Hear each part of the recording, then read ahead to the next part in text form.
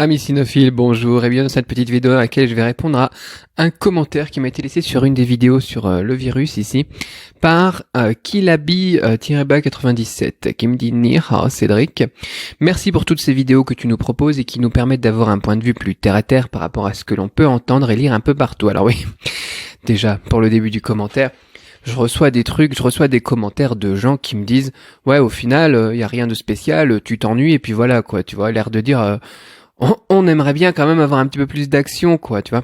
Bah oui, c'est ça, c'est la vie quoi, c'est comme ça que ça se passe actuellement. La plupart des gens sur place ici, qu'est-ce qui leur arrive? Bah ils sont confinés chez eux et puis ils s'ennuient. Je sais que c'est pas sexy, ça donne pas envie de partager parce que j'ai pas commencé ma vidéo en disant attention, on vous dit pas toute la vérité, il faut que vous partagiez cette vidéo sinon on va tous mourir. Ça c'est une bonne technique pour déjà découvrir lesquelles sont des fake news et lesquelles sont des vraies news. Les vraies news, les vraies informations, généralement elles sont neutres et elles sont pas forcément super passionnantes quoi. Donc effectivement sur place il y a ça travaille, j'en ai déjà parlé après, hein, voilà, ça travaille, ça bosse, il y a effectivement des gens qui sont malades, il y a des gens qui meurent. Mais il y a rien de tout ce qu'on peut voir, et quand on a une vidéo voilà qui commence par ça et qui dit la première chose c'est il faut partager sinon on va tous mourir, la deuxième chose c'est il faut supprimer la censure et il faut retirer le gouvernement chinois, il faut une guerre civile. Bah non. Voilà. Donc oui effectivement c'est un point de vue très terre à terre et très concret. La chose la plus intéressante à vous dire effectivement c'est qu'on s'ennuie, c'est que bah voilà les masques c'était difficile de s'en procurer, des trucs comme ça, mais après voilà sur Facebook pour ceux qui me suivent j'avais expliqué que le gouvernement avait mis en place de la livraison de masques directement chez toi le lendemain après que tu les commandais sur WeChat avec un prix limite et tout ça, enfin bon c'est une organisation de malade quoi, et tu vois les gens des services sociaux et tout ça qui bossent H24, enfin bon c'est un truc de fou. Donc voilà, à part le fait qu'on s'ennuie et que personnellement j'ai rencontré des difficultés hier vis-à-vis d'une personne qui est décédée, pas du virus, mais donc un ami qui est décédé et du coup on peut pas aller à l'enterrement, on peut pas être en famille et se regrouper, tu vois, pour lui dire au revoir. Voilà, c'est que des choses comme ça, quoi. C'est pas des choses en disant je me suis fait courser par la police parce que j'ai pas voulu qu'ils me prennent ma température et qu'ils m'enregistrent ma carte d'identité. D'ailleurs, ils m'ont même pas enregistré rien du tout, quoi. Ils prennent la température, tu vois, des checkpoints et puis voilà, quoi. Ça, c'est ce qu'il faut faire normalement quand il y a une épidémie, quoi. Enfin bon, voilà. Donc ouais, c'est très terre à terre. Je sais qu'il y en a qui sont déçus de mes vidéos parce qu'ils s'attendent à avoir du sensationnel et puis de retrouver un petit peu ce qu'ils peuvent voir sur Twitter. C'est pas ce qu'on a sur ma chaîne. Bon. Voilà, petite parenthèse, et puis ça vous donne quelques informations supplémentaires. Le fait que les mariages soient annulés et reportés pour la plupart des gens, voilà, c'est pas grave, tu vois. Les papiers, généralement, ils sont déjà faits à la mairie, et puis c'est le mariage est officiel, quoi. C'est la fête en famille qui est reportée, et c'est pas trop gênant. Là, nous, avec l'enterrement, par contre, voilà, on peut pas reporter, quoi. Voilà. Donc voilà, c'est pas une information très croustillante, c'est pas super gai, c'est pas super sensationnel, c'est pas super partageable, sinon on va tous mourir, mais c'est une information supplémentaire qui vous montre un petit peu une difficulté supplémentaire de la vie ici. Ensuite, je travaille dans l'import-export, donc chers collègues, et un de mes fournisseurs chinois nous donne régulièrement des informations sur la situation actuelle ainsi que les décisions prises par le gouvernement. C'est bien quand tes fournisseurs communiquent avec toi et que t'as pas besoin de te contenter de regarder les news françaises parce que comme ça t'as des vraies infos et puis t'es au courant plus rapidement, c'est intéressant.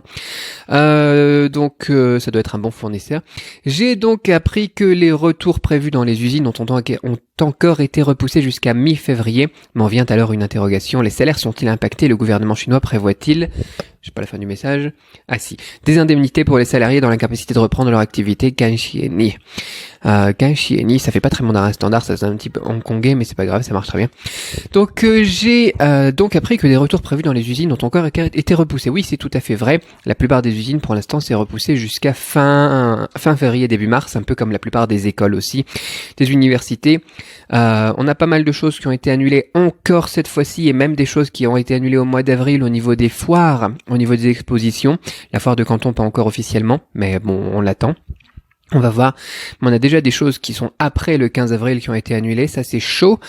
Mais par contre on a quelques usines qui ont recommencé à bosser et on a surtout des prestataires logistiques qui ont recommencé à bosser, ça me touche aussi personnellement. Et aussi à l'intérieur de la Chine, les prestataires logistiques pour tout ce qui est colis express ont aussi commencé à reprendre le boulot. Je commence à recevoir des colis. On a reçu aussi des masques pour les enfants, des masques un peu plus petits, des choses comme ça. Donc j'ai envie de dire qu'on a quand même quelques trucs qui redémarrent. Au niveau des usines, c'est un peu compliqué parce que c'est beaucoup de monde au même endroit. Et c'est souvent voilà des milliers d'employés. Je sais pas si vous avez déjà visité des usines, quoi. Je pense pas que j'avais fait de vlog quand j'étais à Shenzhen l'autre coup. Et donc voilà, c'est un peu plus chaud. Donc ils ont redémarré pas mal d'usines qui sont essentielles. Des usines qui sont essentielles au business. Tu sais qu'aussi les usines de 3M qui font des masques, elles tournent à fond, hein, j'en ai déjà parlé aussi, ou sur mon autre chaîne. Voilà. Ta question c'était, les salaires sont-ils impactés? Oui, non, mais ça c'est un problème. Enfin, oui et non, ça dépend en fait des entreprises. Donc les entreprises, les usines, moi j'en ai pas mal, et les chaînes de restaurants aussi, j'en ai vu dans les news. T'en as qui ont perdu, mais c'est des millions, tu vois. Attends, tu vas faire combien? C'est beaucoup. J'ai du mal à faire la conversion entre les chiffres chinois et les chiffres français, je suis pas super bien réveillé. C'est pas exactement la même chose parce qu'ils parlent en 10 milliers, mais c'est énorme. C'est énorme, les sociétés ici, elles perdent des millions et des millions. Et donc ça dépend des sociétés maintenant au niveau des salaires et au niveau surtout de la stabilité de l'emploi. Si c'est une société qui n'avait pas beaucoup de trésorerie, si c'est une société qui sait qu'elle va pas pouvoir se relever après ce coup-là, bah les salaires non seulement ils sont impactés, mais les emplois ils sont tout simplement perdus, quoi. Voilà, c'est important d'avoir un business stable et d'être paré, et donc et d'avoir de la trésorerie, quoi. C'est toujours important. Donc on n'est pas sur ma chaîne business, mais voilà, quoi. Le gouvernement chinois prévoit-il des indemnités pour les salariés dans l'incapacité de reprendre leur activité? Alors ici, on n'a pas déjà de système de chômage, RSA, je sais pas quoi là. Donc je ne pense pas pour l'instant, non. On a un système de revenu minimum qui est très très bas et qui souvent aussi demande à ce que tu participes quand même à la communauté, je sais pas moi, balayer les rues et trucs comme ça. Mais c'est pas spécifique en tout cas cette situation-là. Donc non, je ne pense pas qu'il y ait quelque chose. Donc il faut savoir qu'effectivement, les grosses sociétés, il va pas y avoir vraiment de soucis. Bon, peut-être que sur le moyen terme, mais pas tout de suite, quoi. Ils vont pas les virer le mois prochain, ils vont leur laisser le temps de se relever, quoi, les salariés. Ils vont essayer de garder leurs salariés, ils vont essayer de faire tourner les choses. Et puis voilà, il va y avoir sûrement des belles campagnes marketing pour relancer tout ça et tout ça. Mais bon, ouais, donc les salaires pour l'instant sont pas impactés. C'est soit le poste est perdu, soit tu continues comme ça. Il faut savoir aussi que les usines, quand ça va reprendre, tu peux t'attendre à des surcharges au niveau de la logistique, mais aussi des surcharges au niveau des coûts sur la production de 2 ou 3%, qui permettront à ces entreprises aussi de s'en remettre. Donc voilà, pour répondre à ta question, les salaires, à ce que j'ai vu, non, sont pas impactés. Par contre, les emplois sont impactés. Voilà pour ta question. J'ai oublié ton pseudo, c'était compliqué. Kilabi97. Et je t'invite donc à regarder ma chaîne business dans laquelle je mets d'autres informations aussi. Je te mets le lien dans la description si tu veux en savoir plus, parce que c'est un peu orienté business tout ça. Allez, à très vite pour une autre vidéo.